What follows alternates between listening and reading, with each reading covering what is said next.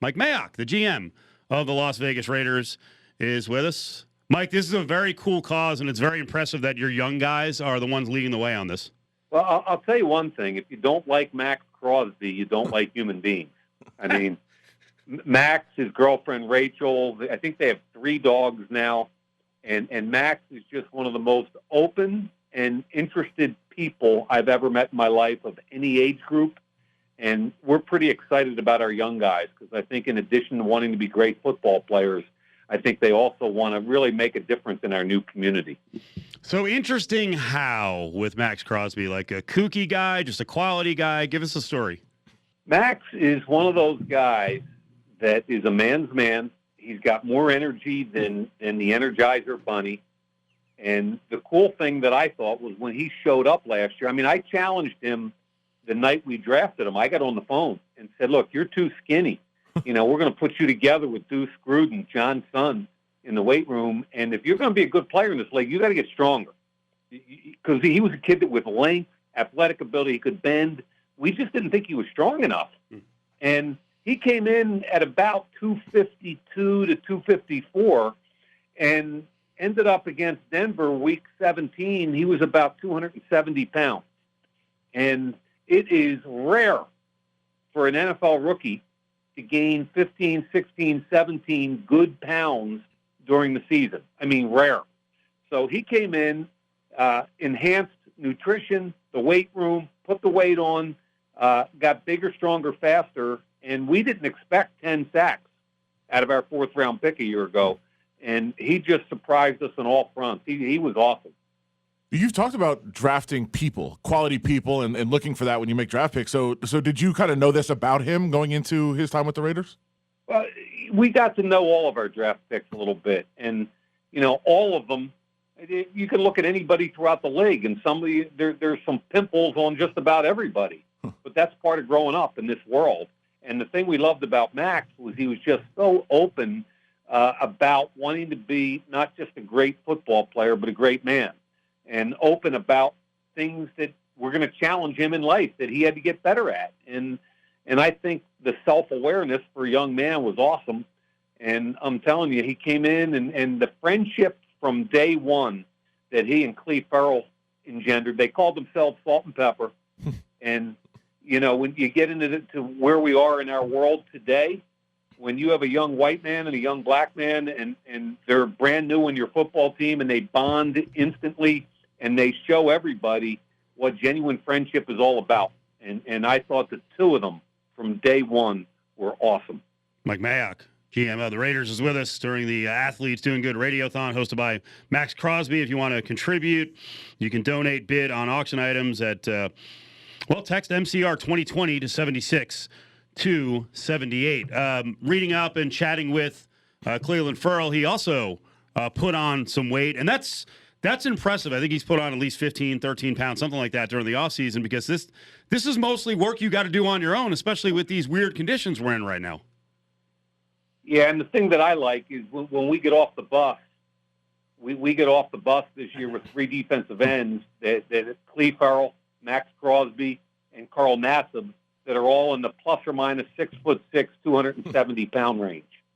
So we've got these long, athletic guys that can bend and push the pocket. We're not as twitchy as maybe we'd like to be, but we've got length and power, and we're hoping that Arden Key can take a step up this year and provide some of that twitch. What are you most excited to see at training camp? It opened. Yeah. Makes a lot of sense. Yeah, I in all honesty, the cool thing, and John and I talk about it all the time, is that, if you look at the 2 drafts and the two free agencies John and I have had together, we feel like we've gotten younger and more athletic on both sides of the ball. And that had to happen. And, as exciting as it is to talk about our offense, and I think we've added some dynamic playmakers, I think where we need to get better is on defense, especially. Yeah. And I think those 2 linebackers, Kwiatkowski and Littleton, form a core on our defense that we haven't had in the past. And then you start saying, well, what about Malik Collins? And what about Nassib? And what about Damarious Randall and Jeff Heath?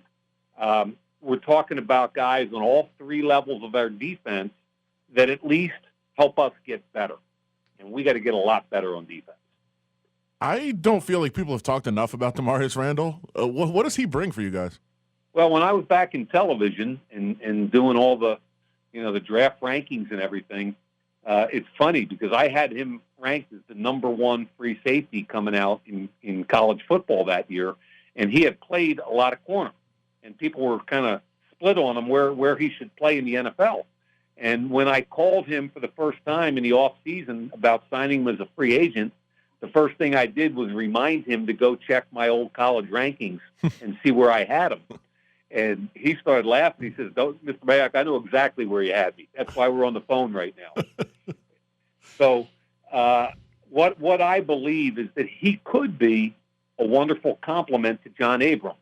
And again, John Abram was a first-round pick that we lost after our first game last year with a shoulder.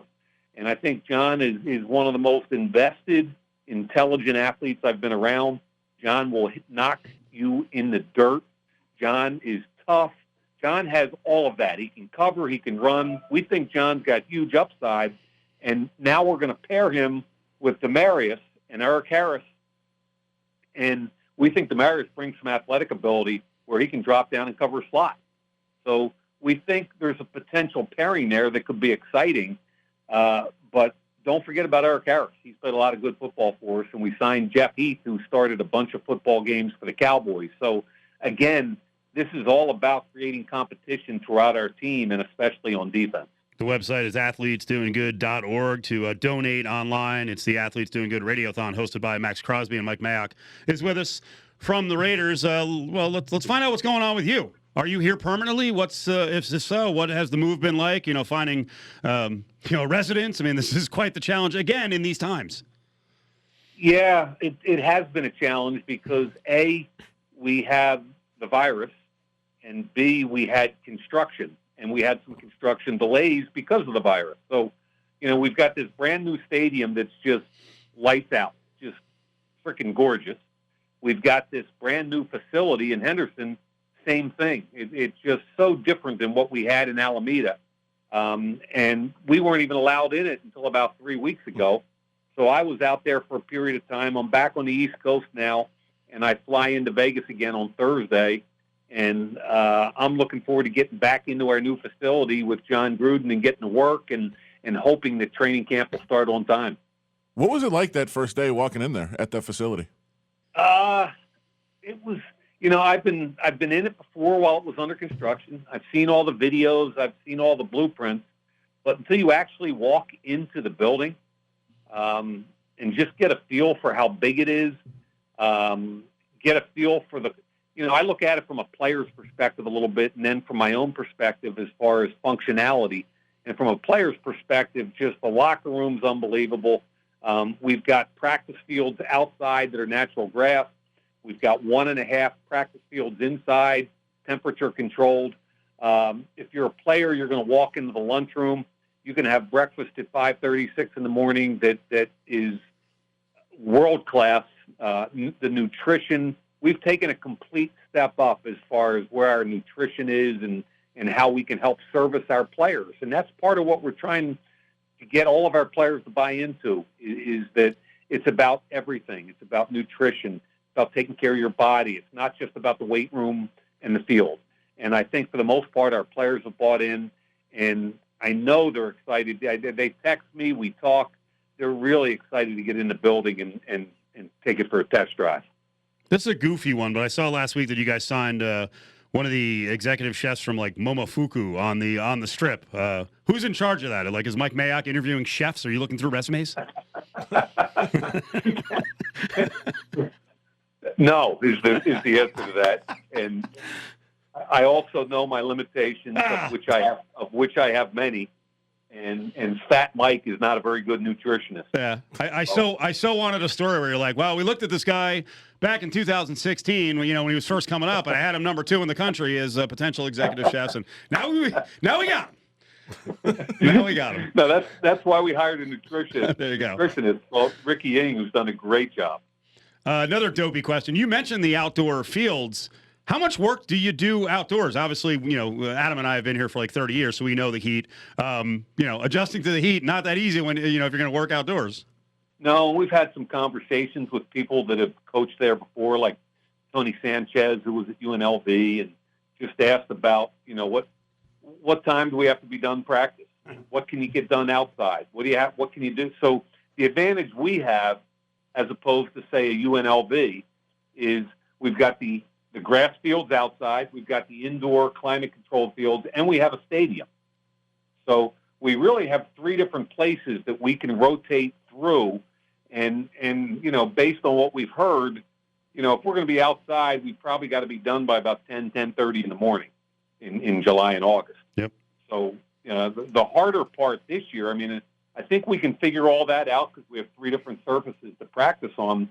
The harder part is we don't even know what the deal is with training camp and the acclimation period. Right. And I feel horribly for John, because John doesn't even know how to game plan the first practice because we don't know what we can and can't do.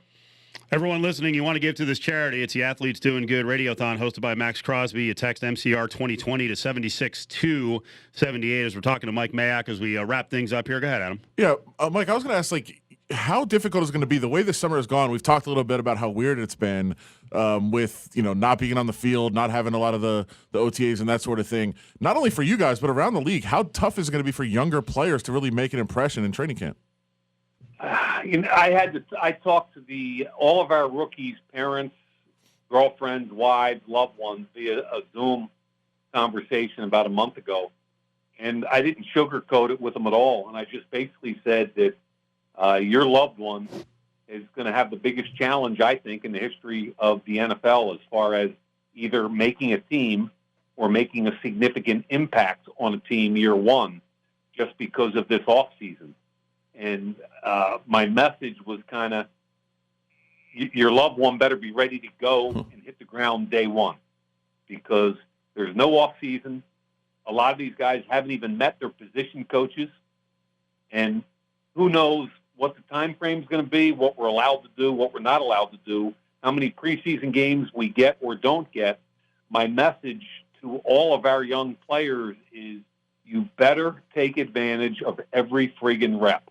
And I'm talking about in the meeting rooms, on the practice fields, everywhere, because it's going to be arguably the most difficult challenge for rookies in NFL history.